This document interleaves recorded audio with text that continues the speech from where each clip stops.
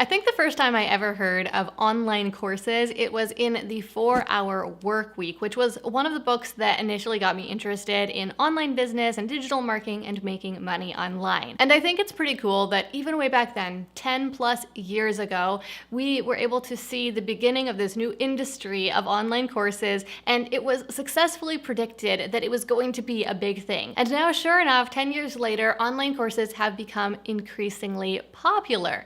And in fact, at this point, it kind of seems like everyone and their dog has created an online course. Now, I'm guessing that you're watching this video today because at some point in these past 10 years, you heard about online courses, got interested in them, and you're thinking about maybe making one for yourself. Now, the fact that so many people have created online courses really proves this as a business model, but it also might leave you feeling like maybe you missed the boat. Maybe the market is too saturated now and it is too late to create a successful, and by successful, I really mean money-making online course. But here's what I want you to consider. How many of your actual real-life family and friends have made online courses? If your family and friends are anything like my family and friends, the answer is probably not very many or maybe even zero. But how many of your real life family and friends have maybe tried out an online course or have at least considered doing so? What this tells you is that there are a whole lot of people out there who are just now getting introduced to online courses and who have started to purchase online courses for themselves. And what that means is that this industry is still in its infancy and has a lot of room for growth. So no, it is not too late for you to create an online course and turn it into a success. And in this video, I'm going to be showing you exactly how to do that from start to finish. Specifically, I'm going to be showing you how to choose your course topic, outline your course lessons, come up with a persuasive marketing message to sell your course, beta launch your course to validate your idea, create your course content, including filming video lessons, and finally, putting it all together using an online course hosting platform so that your course is fully set up to be able to sell. Now, maybe you already know how to do part of this process or you've already done part of the process. That's awesome. In that case, you obviously don't need to watch this whole video, so be sure to check the description box down below for the table of contents for this video with clickable timestamps so that you can just jump to the part of the video that you actually need to watch. And finally, one last thing before we get into this free course, if you are serious about creating an online course of your own, then give this video a like to let me know.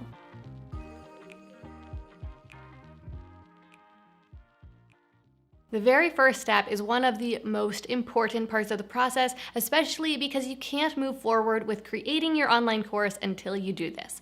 But it's also one of the places where the majority of people get hung up and it prevents them from ever creating their course. I'm talking about choosing your course's topic. You can't create a course until you decide what your course is going to be about. And of course, you want to choose a great topic, but this makes a lot of people get stuck and they end up waffling between different ideas or never feeling like they can find a good enough idea, so they never move forward. All right, so let's work through this process together.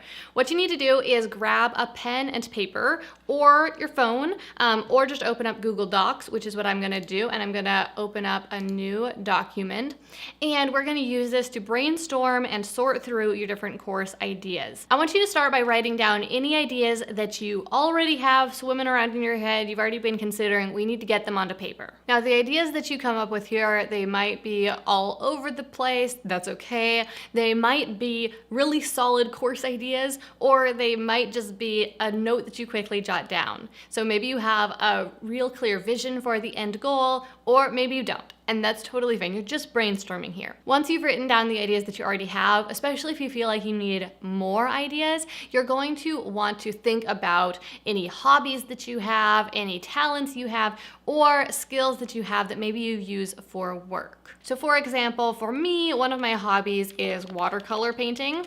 I'm not very good at it though, so this probably wouldn't be the best idea for me, but I'm gonna write it down anyway because it is a hobby I have. I also am interested in indoor plants or house plants. And this is kind of a hobby, I homeschool my kids. And then when I think about talents I have, I'm fairly talented at math. I'm not sure how that would be a course, but I'm gonna write it down anyway, specifically like algebra.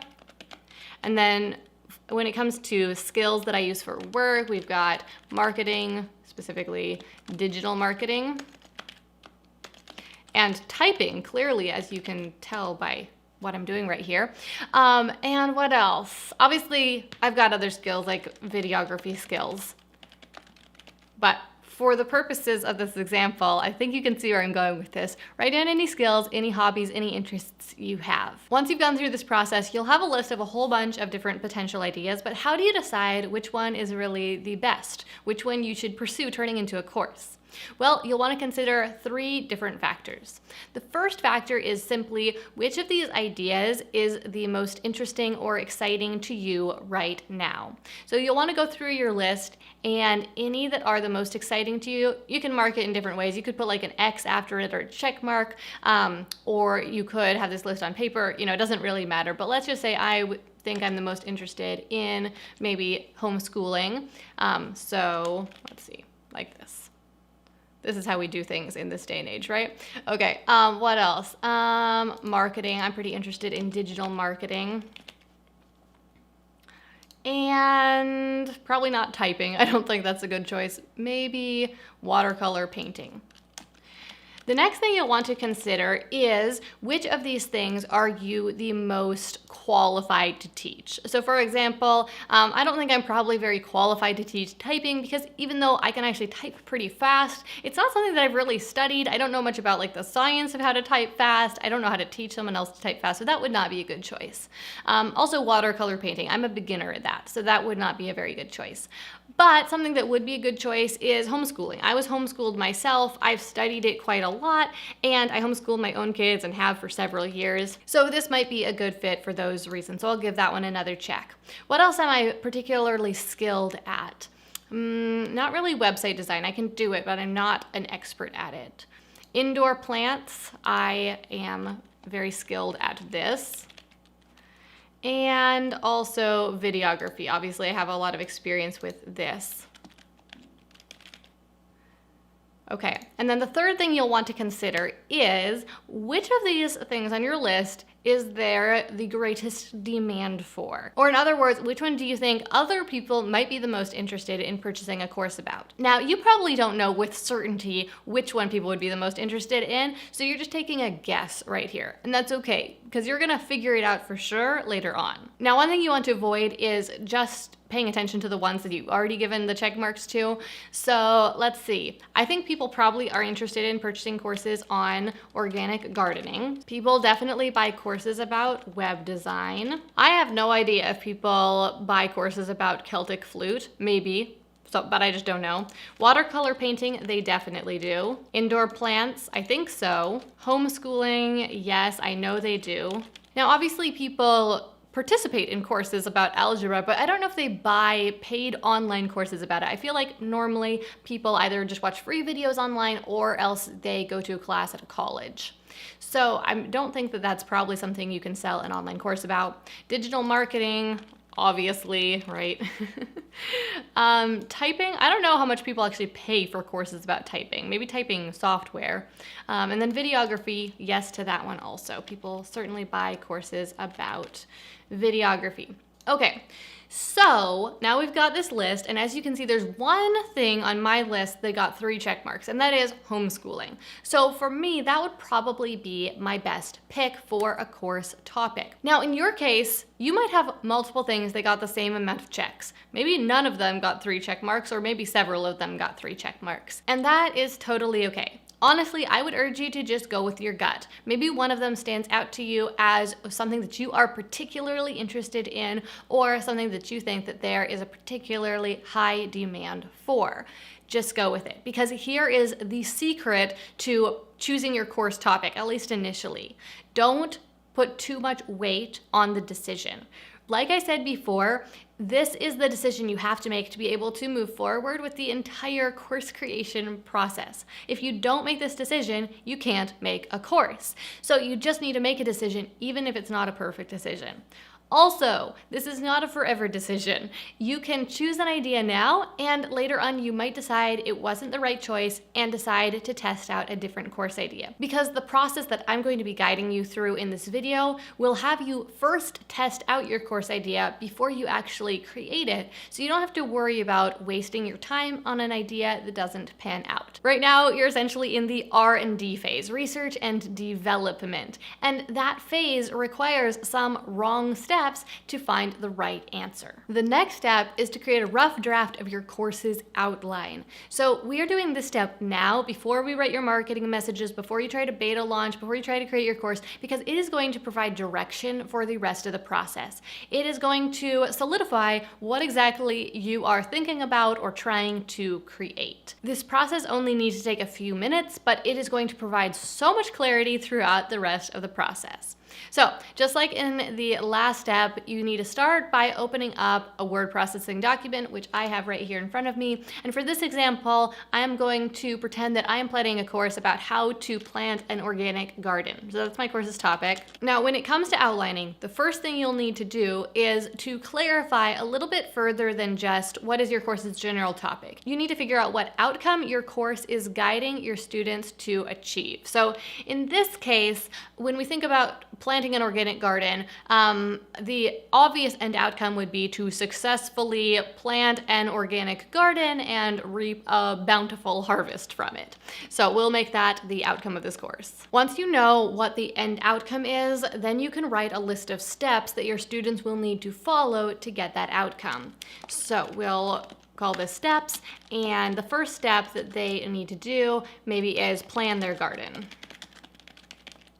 Once they have their garden planned, then they need to order seeds, build planter boxes, start their seeds, transfer seedlings, water, and weed their garden, and then eventually harvest, maybe just harvest. Okay, so obviously, this is not a perfect plan. This is not my area of expertise, but this gives you an example. After you write down this list of steps, then you'll also want to think about anything that is important for your students to understand or know or be aware of. So for example, maybe the answer to the question, what does organic even mean? Or how big of a garden do you have space for? Or how much will your garden be able to produce? And then finally, you'll want to consider any potential pitfalls that your students might face or common mistakes that you see people make with this topic. So for example, with planting an organic garden, one mistake that people might make might be ordering poor quality seeds. Another mistake might be starting too many seeds, or growing vegetables that they don't actually want to eat. So at this point, you have a list of all the different topics you'll need to cover in lessons in your course. So the next step is to write each of these topics on a sticky note. You'll want to have them all on separate sticky notes so that you can move them around and organize them, because this is how you're going to plan out the structure of your course's content. So as you're moving them around, the first thing you'll want to consider is, should some of these topics be combined into a single lesson? So for example, maybe you want to cover the issue of ordering poor quality seeds in a lesson about ordering seeds. Or maybe you want to cover the issue of growing vegetables they don't actually want to eat in the lesson about planting their garden. Once you've combined your sticky notes into individual lessons, then you can put them into the correct order. So you're sequencing your course. Now, quite possibly, this step is pretty much done for you already, because when you wrote out that step-by-step of what people need to do, you probably put that into a logical order of the order that they would complete those steps in. However, you'll need to figure out where you want to fit in those other lessons about the important things they need to know, and also any mistakes that they might make interspersed throughout those other lessons, and you also might decide you want to change the order a little bit. Now is the time to do that. The final step of the process of organizing your lessons is to group them into modules. Now, technically the step is optional. Your course doesn't have to have separate modules, but if it is covering a large topic, then you'll probably want to do this. People often ask me how many lessons or how many modules per lesson or how many modules. I would say that the maximum number of lessons or lessons in a module or modules would be 10. You don't want to have more than 10 modules, more than 10 lessons in a module, or if you don't have modules, more than 10 lessons total. However, the recommended number is significantly smaller than that. I would recommend that you limit yourself to 3 to 5 modules total and no more than about 5 to 7 lessons total per module. Now, of course, there are exceptions to every rule, and maybe for some reason you need a lot more lessons than that. However, if that's the case, I would urge you to maybe consider paring down the end goal, that ultimate goal that your course is guiding people towards, so that the course can be a little smaller, because it'll be much easier for you to create, and people are actually more likely to buy a course with a more narrow scope or a more narrow, more specific end outcome, and they're also a lot more likely to be successful with it. The next step is to write a marketing message for your course. Now, a marketing message, quite simply, is the way that you're going to communicate to other people what your course is about and why they should buy it. Now, of course, not everyone should buy your course, but that's part of your marketing message. Who is your course for? Writing your marketing message is key because you're doing all this work to create this course. Why? Well, probably because you want to help people with your course and you want to make money with it. And those things can only happen if you can successfully sell your course, and a marketing message is the tool that will allow you to do that. Now, here's just a word of caution. It might be tempting to wait until you've created your course to write your marketing message. Maybe you think, oh, once I make it, then I'll be able to figure out how to sell it. But really, it tends to be way easier to decide what you're going to sell and craft a really persuasive marketing message first, and then make the course that marketing message can sell, rather than the other way around. First creating a course, then trying to figure out how to sell it. Because a lot of the time when people do that, they end up creating something that isn't particularly appealing. It's not really built to sell. The simplest way to craft a persuasive marketing message for your course is to answer 3 questions. The first question is, what problem does your course solve? What problem would someone have in their life that would prompt them to want to buy your course? Now, for some courses, this is going to be easier, others harder. Let's look at a few examples. I sell a course about how to grow a successful YouTube channel, specifically how to get your first 1,000 subscribers and get your channel monetized. So what problem would someone be facing that they might want to buy that course? Well, the most obvious problem would be that they are trying to grow their YouTube channel and it's not working. So they're not seeing the growth on YouTube that they want to see. Some other problems that might make them want to buy it might be that they are not getting enough leads in their business, and so they want to figure out how to attract more customers with YouTube. Or maybe they want to learn how to make money from home and they see YouTube as a way to do that. So those are a few examples. Now let's look at the example of the organic gardening course. So if you were selling a course about how to grow a successful organic garden, the problem someone might be facing is that they want to eat organic, but it's too expensive. Or maybe as simple as they want to plant an organic garden, but they don't know how. The next question to answer is, who's it for? Now, don't make this more complicated than it needs to be. You don't need to worry too much about the exact age or gender or income level or anything like that of your target market. Those things do matter and they can affect your marketing later on, but right now we're just trying to figure out at the simplest level, who is this for? So for example, with a course about how to plant an organic garden, the very simplest idea of who's it for is someone who wants to plant an organic garden. You also might think about that problem that you talked about. So for example, if they want to plant an organic garden because they want to eat organic, but it's too expensive, then maybe your course is for someone who is willing to do the hard work to get the result they want and who is interested in planting an organic garden. For example, is your course for people who live in the country and want to plant an organic garden, or people who live in high-rises downtown who want to plant an organic garden on their balcony? Because you would create a very different course for those two groups of people. Or with my course about how to get your first 1,000 subscribers on YouTube, well, am I making my course for people who have started their channels already, but they're not seeing the growth they want, or for people who are just interested in YouTube and haven't done anything about starting their channels yet? Because again, I'm going to create 2 different courses depending on which of those audiences I'm really targeting. The third question to consider is, what's the big promise? Another way of thinking about this is, what is the end outcome of your course?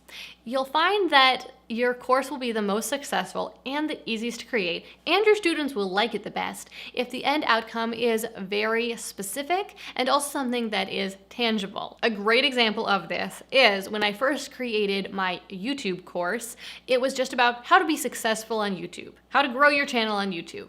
Not very specific, not very tangible. Now that outcome is somewhat tangible. You can see whether or not the YouTube channel has grown, but it's not very specific. After creating that course and selling it for a couple years, I decided that the course needed a refresh, so I overhauled it completely and refilmed all of the lessons. When I did this, I also gave the course a much more specific end outcome. Now the course promised specifically to help students get their first 1,000 subscribers in just 3 months. That made the course immediately start selling much better, and the students were much more satisfied with the course and the outcome that they got from it. So what you need to do right now is answer these 3 questions. What problem does your course solve? Who is it for? And what is the big promise of your course? I know sometimes it can be really tough to answer those questions, so you might be tempted to move forward and think you'll circle back around to them later, but really, it's going to be so much easier to create your course, and your course will be so much more successful financially if you do. So please just answer them now. Your answers don't have to be perfect, but you just need to put something down on the paper. You can revise later on. The next step is to validate your course idea by beta launching your course. This is really important because you are going to invest a lot of time into creating your course. Filming those videos, writing those lessons, uploading it all, it's gonna take some time. And I really don't want you to gamble your time on an unproven idea. So what you need to do is beta launch your course so that you can find out for sure whether or not there's demand for it, earn your first sales, and get that proof that you need, that you are on the right track, that this is a good idea. Then, once you have that proof in hand, you'll be able to move forward with full confidence that you are not wasting your time. There are 3 main ways you can test out your course idea. The first option is to offer a live workshop. So rather than creating an online course at all, you simply advertise that you are going to be hosting a live workshop on the same topic as your course at a relatively affordable price. Now, I've done this a couple times before. I did it when I created my YouTube course called Creator Fast Track. The first version of it was a live workshop that I taught. I charged people around $35 for the live workshop. I had about 100 people sign up, and I was like, wow, people really want this. So with that proof in hand, I later built it out into an entire course at a premium price point. I also did this when I started Startup Society, the membership site I run for online entrepreneurs.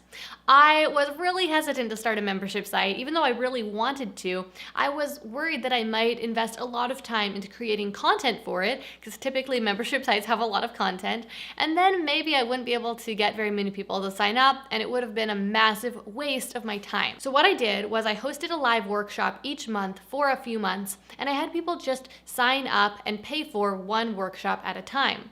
That way, I was getting paid before I even created those workshops, and I wasn't doing any more work than I knew people were actually interested in purchasing. Once I had done that for about 5 months, I took those workshops that I had done, I put them into the membership site as the initial content, and I opened it up for people to be able to join the membership site. They were able to join for, at that time, $33 a month, get access to all the workshops I had already done, as well as get access to the next new workshop every single month from there on. This strategy worked really well, and I would highly recommend it. Another option for beta launching and testing your course idea would be to create a mini course that is on the same topic as the course you ultimately want to create, but a course that would take you a lot less time to create, and you could sell at a lower price point just to test it out. Now, honestly, I wouldn't really recommend this approach. It still could work better than just creating the whole big course, but it's going to take you a fair amount of time up front, and that time will be a gamble because you don't know for sure if people even want that mini course. And sometimes it can be difficult to sell a mini course. So I've tried this strategy a couple times myself and never found it to be very successful. So that's why I wouldn't really recommend it. But there's one more way you can beta launch your course and test out your idea, and I would definitely recommend this one. I used this method when I created both our Validate program and also 100K Mastermind. And basically what it looks like is mapping out what your course is going to cover and then just launching it like you are launching your course, even though you haven't created it yet, but telling people that it's going to be a live experience. So every week you are going to be delivering the next lesson or module of the course to them, and then you're going to be also providing live support throughout the process. Now, there's lots of slightly different ways you can do this. You could actually teach the lessons live using a video software like Zoom, but personally, I still like to pre-record the lessons and edit them because otherwise you end up having to record all of the content twice, or else you have to use the low quality Zoom recordings. So I like to have this great blend of running the course live, only creating the course if people actually sign up for it, only creating it piecemeal as you're going, and providing that live support, but not actually teaching live because both it creates these lower quality lessons, and also a lot of people are concerned about teaching live, and that just makes them nervous. So let's take a quick look at how you'd actually set up your beta launch. So first of all, you're going to need some sort of sales page that tells people what you are offering and gives them the option to purchase it. So for example, when I launched 100K Mastermind, I used this short sales page right here that told them the outline of what we were going to cover in the program and told them what the pre-sale price was, and then gave them the option to sign up. And I built this short sales page with Samcart, but you can use any different shopping cart software that you want to. And if you have a website that you've built on Squarespace or Shopify or something like that, then there's actually built-in checkout pages that you can use there, so you don't need a separate software. Next, you need the way to deliver the product that you are creating. So if you are hosting a live workshop, then honestly, I think Zoom is the easiest option. You probably want to pay for their $15 a month pro plan so that your workshop can be longer than 40 minutes and you can have plenty of people come to it, but you could even use their free plan, or you could use something like Google Hangouts or something if you don't want to spend any money at all. Now, on the other hand, if you are beta launching a course that you are going to be running live, at least the first time through, then you will need some sort of hosting platform to put the video lessons on, or the other course content on, so that your new students can access it. And so you can use Teachable to set this up. Later on in this video, I'm going to be walking you through a complete tutorial of how to set up your course with Teachable, which you can use for your beta launch as well. And then the last thing you'll need is some sort of email delivery system to be able to send people the link to your live workshop or the link to access the course that they purchased. If you are using Teachable, then you can send those emails straight from Teachable, but otherwise you'll need to have an email service provider. So I use ConvertKit, for example. So I would just click on Create New, and I would recommend using live broadcasts for your beta launch rather than setting up automations. The live broadcasts are emails that you write, and then you can schedule them, but you are manually scheduling or sending the email rather than having people go into the top of some sort of funnel and then having them automatically get certain emails. Because for your beta launch, it's just a lot simpler to send a live broadcast rather than setting up that whole automated system. And also that way you can send them out at just the right time, like right before the workshop starts. You can send it an email saying, we're about to get started. Once your beta launch comes to a close, if you were able to successfully close some sales and you see that there is in fact demand for your idea, then you're going to want to build out your course to be the complete package. So the first step for this part of the process is outlining your course lessons. Now you've already outlined your course and decided what lessons to include, but now you need to actually script your lessons and decide what you're going to cover in each of them in detail. As you are outlining each of your lessons, these are the things that I think are important for you to cover in each lesson. First of all, what? What are they going to learn in the lesson? Just tell them what you're going to cover. Second would be why. Why is this important? Tell them why you're telling them what you're telling them, why they need to learn what is covered in the lesson. The third thing is the how. So this is where you actually tell them how to do whatever the lesson is about. Now, depending on what the lesson is about, you might be able to just tell them, but you might need to show them and actually demonstrate what you are describing. For most things, it is better to show than to tell. There are some things that are just verbal concepts. Like right now I'm describing how you would structure a lesson, and there's not a whole lot I can show you around this topic. But whenever possible, actually demonstrate how to do the thing that you are explaining to them. And then the final thing that you'll want to include is common pitfalls. Think about common mistakes that people make when they are doing this thing that you are describing, and give them the heads up so that they can avoid those mistakes. Common question about outlining lessons is, how much should you write? Should you actually write out an entire script, or should you just write a simple bullet outline? I think it's best to write bullets and write a lot of bullets. So every little thing that you're thinking to cover, write a bullet for it, especially if you're going to be including any facts or figures or examples. It's great to plan those things out before you are actually recording the lesson, but don't try to script every word. Most of the time, you're going to end up sounding a lot more awkward if you script every word. People might notice that you are reading a teleprompter or looking at your script. So it's generally best to just write a detailed outline, but not script. As you outline each of your lessons, the next thing you'll want to do is to plan additional resources. So a good way to think about this is the lessons are the instruction. It's you teaching them how to do the thing. But additional resources are you helping them to actually do the work. You want to think about how could you do some of the work for them.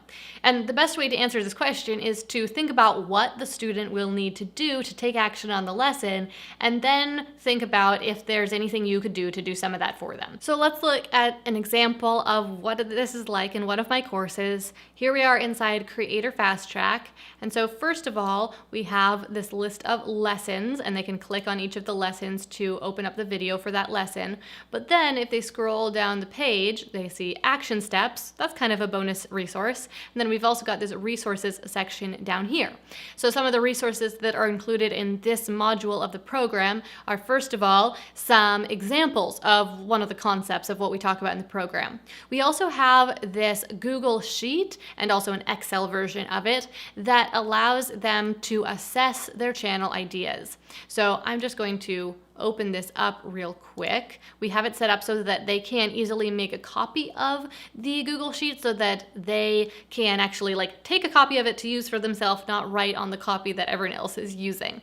So here we have this spreadsheet, and so they can fill it out with their channel topic idea, the subtopics they're thinking about covering, the number of 10-minute video ideas, subtopic, combined, search volume. These are all things we cover in the course, so that they know how to fill this all out. But something that's really cool is that we have this spreadsheet set up to calculate for them the score for each of their channel ideas. So these columns here, columns E through I, they are things that they're going to be scoring their channel idea on. And so then basically the spreadsheet just adds up the different scores so that they can compare their different channel ideas.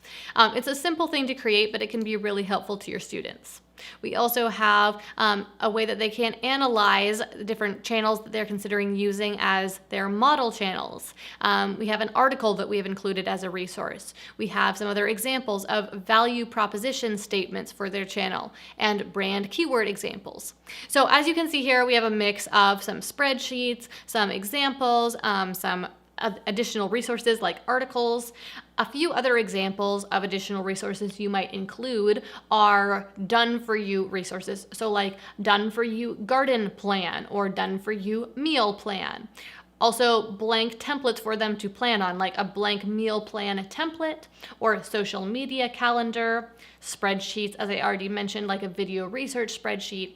Swipe copy. If there's anything they need to write, like if your course includes writing any sort of email, for example, or writing a web page, well, if you can give them words that they could just copy and paste, they will love you forever. With your lessons planned out and your additional resources planned, you are ready to actually film your lessons. Now, the main thing I want you to know about filming your lessons is that you have options. There's no reason you need to sit down and talk to the camera, talking head style, the way I'm doing right here. Yes, you can do that, and students generally like that, but there are other ways to do this as well.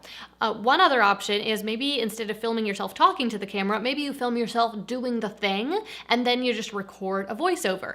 That is actually what students tend to like the very best. Another option is that you can create a slide deck using Google Slides or PowerPoint or something like that, or Keynote, and then you can record your screen as you click through the slides and either record a voiceover to go along with it or have a little picture of your camera. What am I trying to say here? A little video of you in the corner of the screen as you are teaching along with the slides. Students also tend to really like that option. Some options that I found that they don't like as much is when there are only slides and no video at all. A lot of the time they feel like they wanted to see your face. Not to say you can't do that though, just don't prefer it. And then also they don't tend to prefer if you just talk to the camera and there are no graphics or no screen shares or no demonstrations at all. A few things that you will want to consider when filming your lessons are, first of all, camera choice. Now these days, honestly, most people can get away with just using their phone. So if that is the camera you have, I would really recommend you just start with that. You also might be able to use your webcam if it's a higher end webcam, but most of the time a phone will be higher quality than a cheaper webcam. So just something to consider. Or maybe you have a DSLR or a mirrorless camera you can use. That can be a great option if you know how to use it and you already have it at your disposal. Something else that's really important to consider is your background. This can kind of make or break your course, honestly. Your background doesn't have to be fancy, but if your background looks really unprofessional, if it's just your messy house in the background, it's really going to reduce the perceived quality and value of your course. So it's better to have just a blank wall in your background or set up a little set with, a bookshelf or something like that behind you rather than going with a bigger space that looks messier. Of course, if you have a nice looking office or something like that, or a nice looking kitchen, if your course relates to something more home oriented, those are great options as well. You'll also want to consider the lighting. Window lighting can be beautiful and look really nice. I did a video recently on lighting. You can check it out up there. I talked about some different lighting setups you can use at different price points and what they look like. And then you'll also want to consider what you're wearing in the video, depending on the topic. If you're talking about gardening, maybe you're going to be outside and you're going to be in your gardening clothes. If you are talking about organizing your home, maybe you want to put on a cute top and stand in your kitchen. If you're talking about business, maybe you want to wear a collared shirt or a t-shirt and sit in an office. So just make sure that the appearance of your videos matches the topic, because your students will have a much higher perception of the quality of your course if those two things match. If you are recording your screen for your video lessons, then something that becomes even more important is the quality of the audio in your videos. So you'll probably want to invest in a microphone, probably a USB mic that can plug straight into your computer, but you want a mic that can be really close up to your face because that's what's going to give you the best sound, and it just ends up having a big impact on the end quality of your lessons. I know that some of the first courses I recorded, I didn't realize what a big impact it would have, so I just used the microphone that was built into my laptop, and the audio sounded tinny and it made the whole course feel a bit low quality. Aside from the microphone itself, the other thing that will have a big impact on the sound in your videos is by padding your space.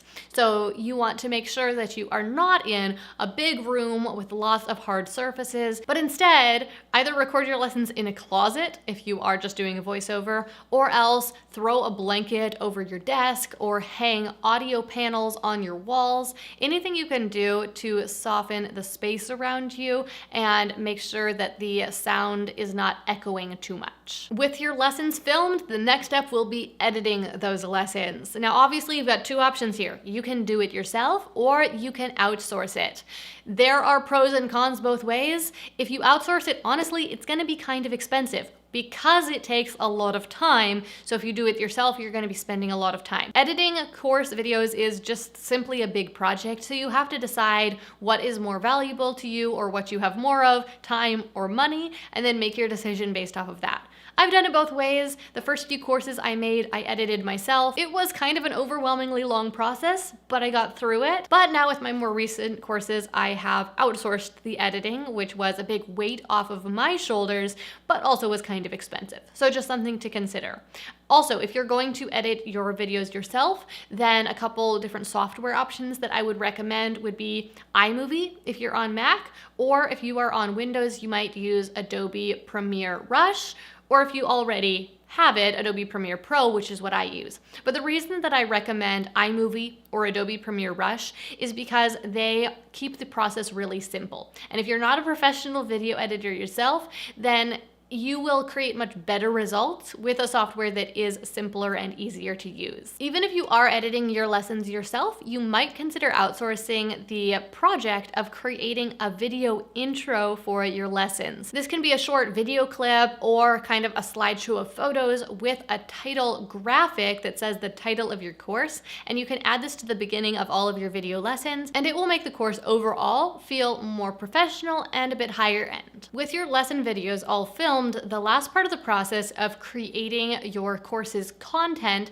is to create those additional resources that we talked about earlier. If the content of the additional resource is written content, so maybe it is a swipe copy or it is examples or anything like that, start with a Google Doc and write your content there, because this will allow you to use word processing function, which is really helpful. Once you have the content written, then you can copy and paste it into a design. For example, you could use Canva, which is just a really easy to use, free design software. So you can use one of their templates and you could use that to create the design. So here's an example of a PDF you could create inside of Canva. Now, using graphic design software to polish up your additional resources is optional. It kind of depends on what the content is. Sometimes it creates a huge impact to make it look pretty, especially if the content itself is maybe kind of sparse, maybe it's just like a simple list. Putting it on a nice looking PDF can go a long way. But on the other hand, if it's something like swipe copy that they're going to be copying and pasting, it might be more useful for them to have it in a word processor type format. And so you might just want to export your Google Doc as a PDF. At this point, you have done all of the planning process, you've beta launched your course, you have created the actual content for your course. So the final step is just to put all of this together into a course hosting platform so that your students can access it. And this is actually one of the easiest parts of the process. I'm gonna walk you through the entire process step by step and show you how to do it inside Teachable, which is my go-to. There are a few reasons I love using Teachable. First of all, it's really easy for me to use as the creator. Second, it is really professional looking and the students really enjoy it. And then third, I find their pricing quite reasonable. Now, this is an area where I actually see a lot of people get hung up, and I got hung up here myself as well. When I was first creating my course, I didn't want to spend money like $30 or $40 a month on course hosting platform because I didn't know if my course was going to be successful. So I looked around at a lot of different free course hosting options and tried a few of them out, but they were very, very frustrating and I could never get them to look the way I wanted them to look. And now, since that time, I have taught literally thousands of other people how to create online courses, and there's always some people who really want to use a free option. So they go and they try these other options, and honestly, they almost always end up giving up. Sometimes they don't end up creating a course at all, or they end up going with something like Teachable because the free options that are out there just super hard to use. They never end up looking that great. And a lot of the time there's also some hidden costs, like maybe you have to install it on your website, so you're paying for your website hosting, or maybe you can only do so much with their free plan, and so you end up having to upgrade to their paid plan, just as a few examples. So my favorite strategy is to use Teachable, but start with their free plan and stay on their free plan until you are successfully selling your course, and then switch to one of their paid plans for the additional features that you can get from their paid plans. So we're here on the Teachable website, and the first thing we're going to take a look at is their pricing page. So we can talk about your different options when it comes to plans. As you can see, they have several different plans at very different price points. They have some different features that are included in each, and there are different transaction fees. When you're first starting out, you might not want to spend a lot because you're not yet selling your course. That's totally fine. As you can see, they have this free plan, and this isn't just a free trial. This is a free forever plan. So I would highly recommend that you start with the free plan while you're setting up your course and setting up your school and getting everything ready. And then once you are ready to start selling, or even after you start selling, once you start actually making sales successfully, then upgrade to their basic plan. And as your volume of sales increases, you might choose to upgrade even to their pro plan, because paying that extra roughly $70 per month will actually save you money based off of the lower amount that you'll be paying for those transaction fees. But like I said, recommend starting with a free plan. So that's what we're going to do right now. Just click that start for free. Now, it's immediately logged me in because I already have a Teachable account. But if you don't, it'll walk you through that very simple account creation process. Once you are here inside of your account, then you'll click to create a new school. So I'm going to go ahead and call this the 100K Mastermind Example School. We'll just get rid of the rest of that, and we'll click to create that school. Then it's going to ask you a few more questions, and don't worry too much about the answer to these. It doesn't matter very much, but are you a business owner? We'll say we work in our business part-time. I identify as a content creator. Which topic is the most relevant? Business and marketing. What category describes your business stage? We're going to say we're not making much money yet. Are you already teaching an online course? I'm teaching, but not online. I don't know. It doesn't matter very much right now. What's the size of your audience? Our audience is real small. That's okay though. Okay, so now we are inside the school itself, and this is their guided tutorial for setting up your school. So you will want to work through each of these different steps. We've already named the school. Customizing the domain, you don't need to worry about this right away because you are not going to be relying on like search traffic or having people type in the URL for your school. You're going to be sending people directly to it. So you can configure this later, but it's not important right at the start. We are going to take a look at setting up the brand. So we can go ahead and upload a logo here. So bear with me for a second while I find it. There we go. So I'm just using the 100K Mastermind logo, which is uploading. And then you could also use that as your thumbnail, which is the image that represents your school in your Teachable account dashboard. And also as your favicon, which is this tiny little image right here that shows up in the browser tab. If you want to upgrade your account, or when you upgrade your account, you'll be able to remove the Teachable branding, but their branding is not very obtrusive, so it's not really a problem for now. You can choose a font that matches your branding if you have a particular font that you want to use. However, if not, I'd recommend probably just sticking with their Proxima default font because it looks nice. Then down here, you can add in the colors for your branding. They also have these preset options. I'm just going to go with one of those right now. This one's fairly similar to 100K Mastermind branding anyway, and it'll save us some time. So I'm going to hit save here. And now we're going to preview the school by hitting this button. Now, as you can see, there are some things about this that are good. We've got some colors that are kind of on brand, a simple font, which you can't see very well right here as the logo is showing up, but obviously we're missing some important content here. And also it just needs to be filled in a lot. Now, keep in mind, this is your school's home page. This is like a website for your school. You don't actually need to do a bunch of customization to this. You don't need to build out this page unless you want to, okay? If you don't have a website, then this stands in that place and saves you from having to create a separate website, which is really, really nice. But if you already have a website, or if right now you're going to be sending people just directly to your course, then you don't have to build out this entire page right now. Now, if you do want to use this page, then what you're going to do is just hit this edit button right here. which will open up this edit system, and you can click on the different parts of it to edit them. So for example, we could click on this main section, we could replace the image, we could change this to say 100K mastermind, for example, and then add that descriptive subtitle right there.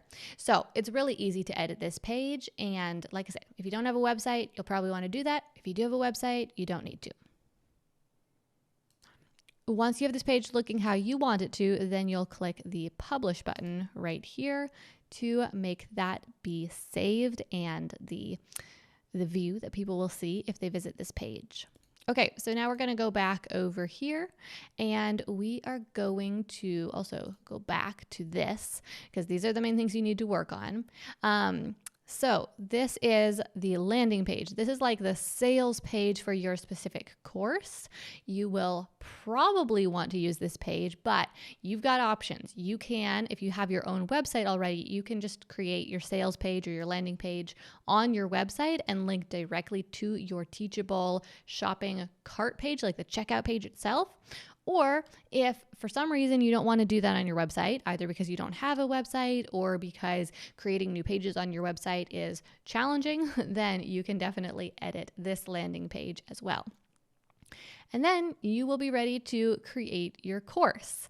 So creating your course, we're gonna work through that in a separate video, but I mean, it basically just involves uploading your content and configuring a few things. And then the final step that they have right here is setting up payments. And this is something you will need to do in order to be able to sell with Teachable. So it is an important part of setting up your Teachable school. So it starts by just selecting what country you are in. Way down here in the U's. And I live in Oregon.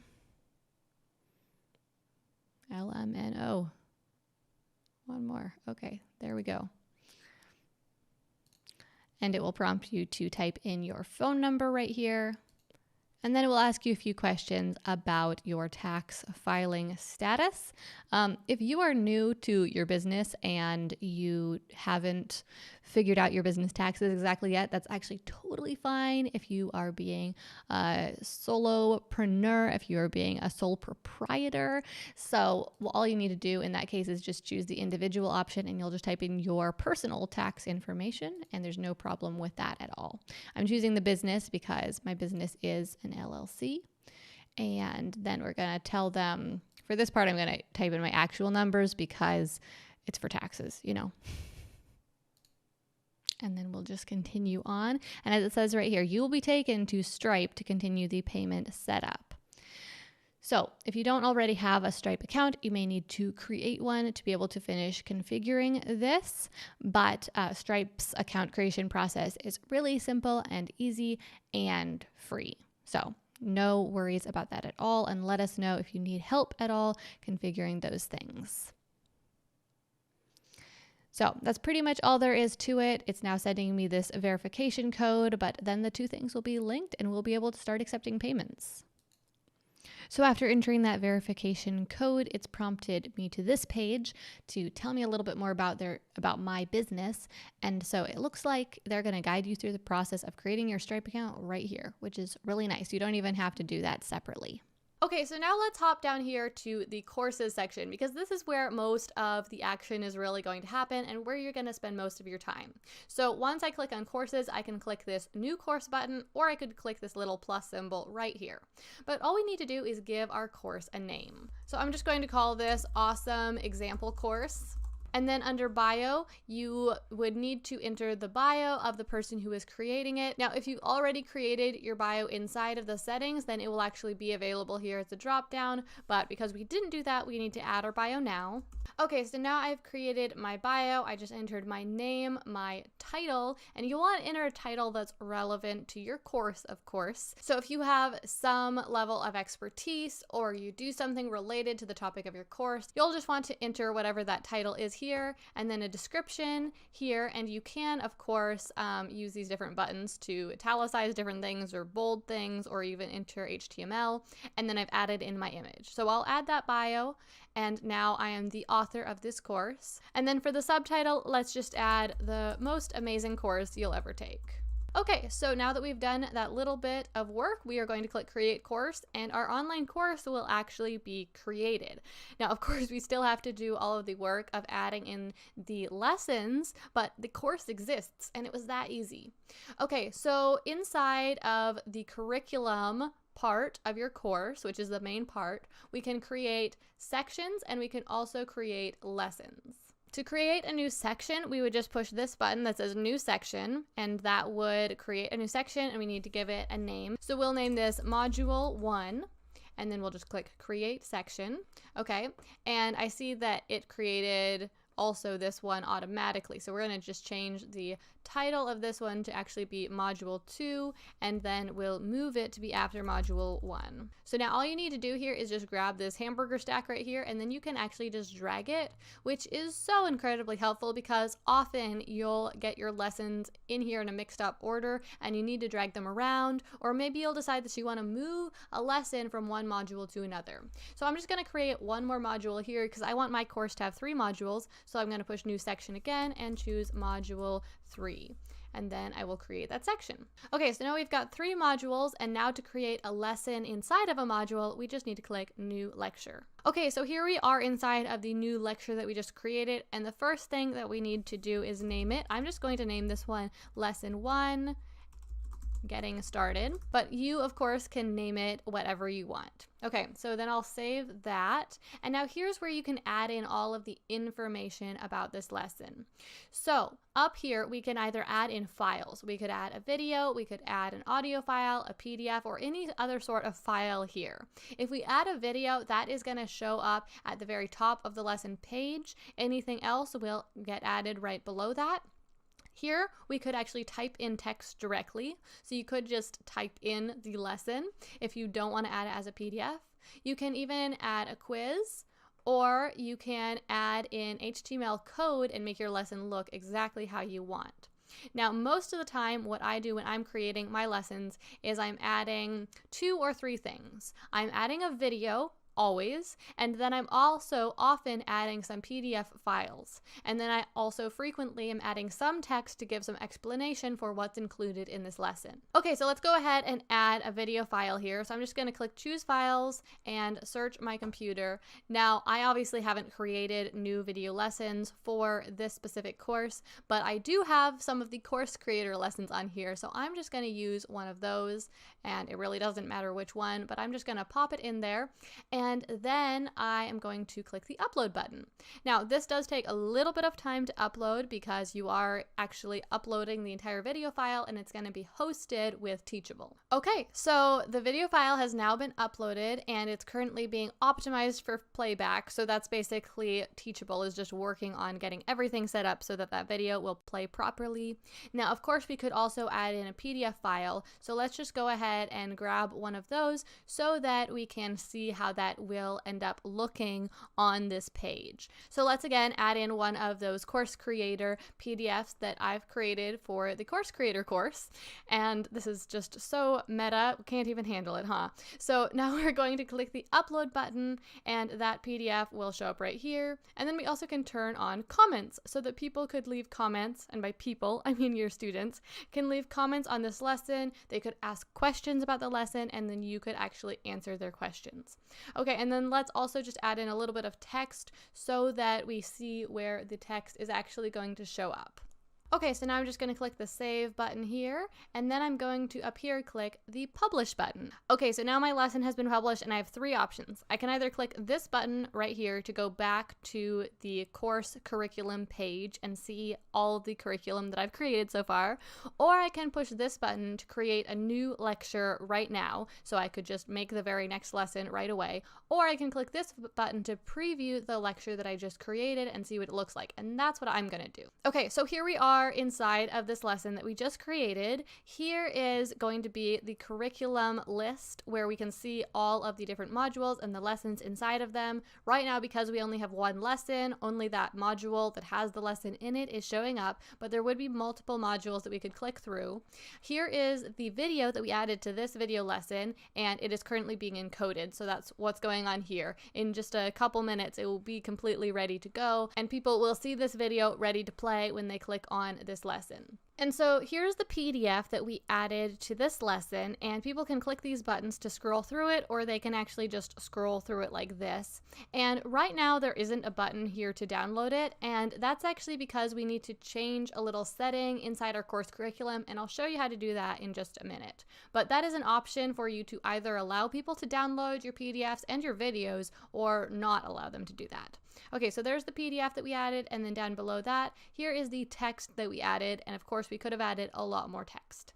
Now below that, we've got the discussion. Your students and you as the instructor can leave comments here so that you can answer their questions. Okay, so that's that first lesson that we created, and now we are going to go back over here to where we created that lesson, and we're going to go back to our curriculum list here, and we're going to just add a lecture real quick to each of these modules. And I'm not going to take the time to upload videos to them, but I want you to see how the course actually looks with multiple modules and multiple lessons in each module. Alright, so now I've added a few more lessons. I have 2 lessons inside of Module 2 and 1 lesson inside of Module 3. And over here is where you can choose to make it downloadable or not. So if you push this button right here, then that means that your students that are enrolled in your course will be able to download your videos and your PDFs, which is something that you may or may not want to allow.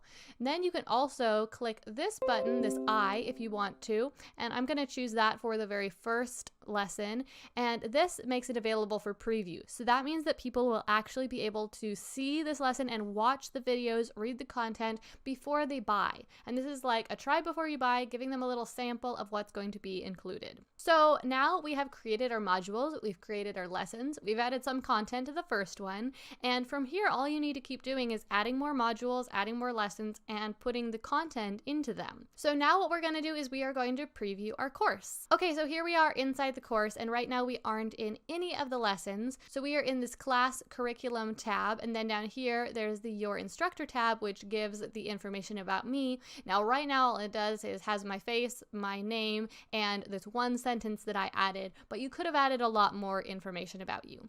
So let's go back to the class curriculum and let us click on this first lesson so that you can see what happens. People can either click right here, or they can click start, or they could click start next lecture, and it would make people start the next lesson that they hadn't done yet. Okay, so now that I'm inside this first lesson, we can see that videos are now ready to go. And over here on the sidebar, we have these different modules, module 1, 2, and 3, and the lessons inside of each of them. And I can click on these different lessons. And right now, these lessons don't have any content, but I could be taken to any one of them.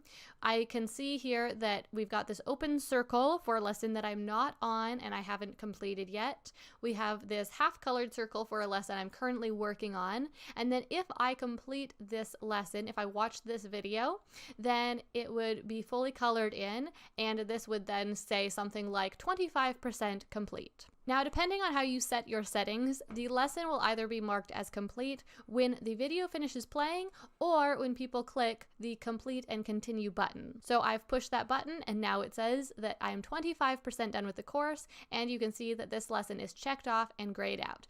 Now, of course, students still can go back and click on this lesson and watch that video again if they want to, but now that they've completed it, they are automatically being prompted to move on to the next lesson, and they then have the option to click previous lecture or complete and continue.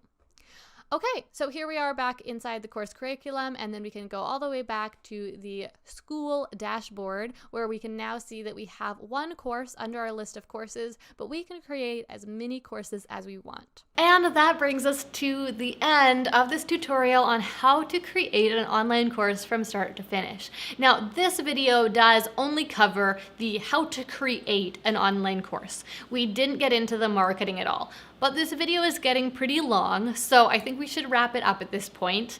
But obviously marketing your course is a big and very important part of this process, right? There's no point in creating an online course if you don't effectively market it, because it's not going to be able to help anyone if they don't get their hands on it, and it's not going to help you if you are not earning a profit from it. So I would love to talk more about that and teach you how to successfully market your course. If that's something you would be interested in learning about, give this video a like to let me know that you enjoyed this video and you want more. And also leave a comment down below and let me know that you want to learn how to market your course. A couple final thoughts. First of all, this process only works if you do, right? It doesn't matter that you now know how to create an online course. If you don't start taking action on these steps that I covered in this video, then this information isn't going to help you at all.